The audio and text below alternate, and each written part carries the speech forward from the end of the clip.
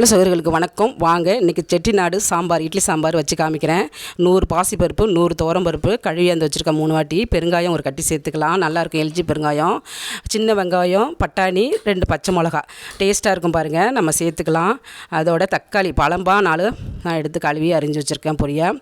நம்ம அதையும் சேர்த்துட்டு ஒரு ஜக்கு தண்ணி சேர்த்து விட்டு இதில் பாருங்கள் சூப்பராக ஒரு மசாலா ரெடி பண்ண போகிறோம் பாருங்கள். இது 4 விசில் வரட்டும்.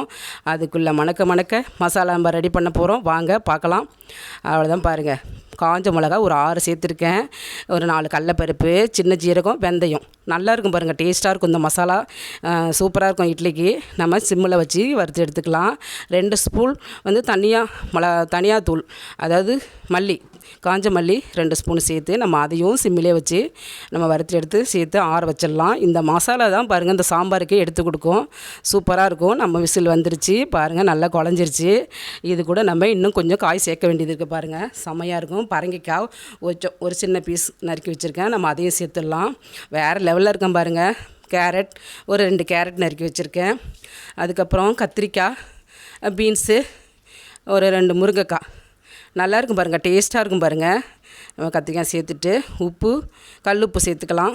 திருப்பியும் ஒரு டம்ளர் தண்ணி சேர்த்துக்கலாம். ஏன்னா நம்ம நிறைய வைக்கக்கூடாது, நம்ம குக்கரில் பொங்கி ஊற்றிடும். அதனால தான் நான் 2 தடவை வச்சுருக்கேன் பாருங்கள். ஃபஸ்ட்டு 1/2 லிட்ரு, அடுத்தது இதுக்கு தேவையான தண்ணியை நம்ம சேர்த்து விட்டு கிளறி விட்டு மூடி திருப்பி நம்ம ஒரு விசில் விட்டால் போதும் பாருங்கள். ரொம்ப தேவையில்லை. ஒரு விசில் விட்டுட்டு அந்தாண்ட வந்துருச்சு. கேஸ் போட்டோம். நம்ம எண்ணெய் ஊற்றி கலந்த கடுகு சேர்த்து 2 காஞ்ச மிளகா கிள்ளி போட்டிருக்கேன், கருவேப்பிலை போட்டிருக்கேன்.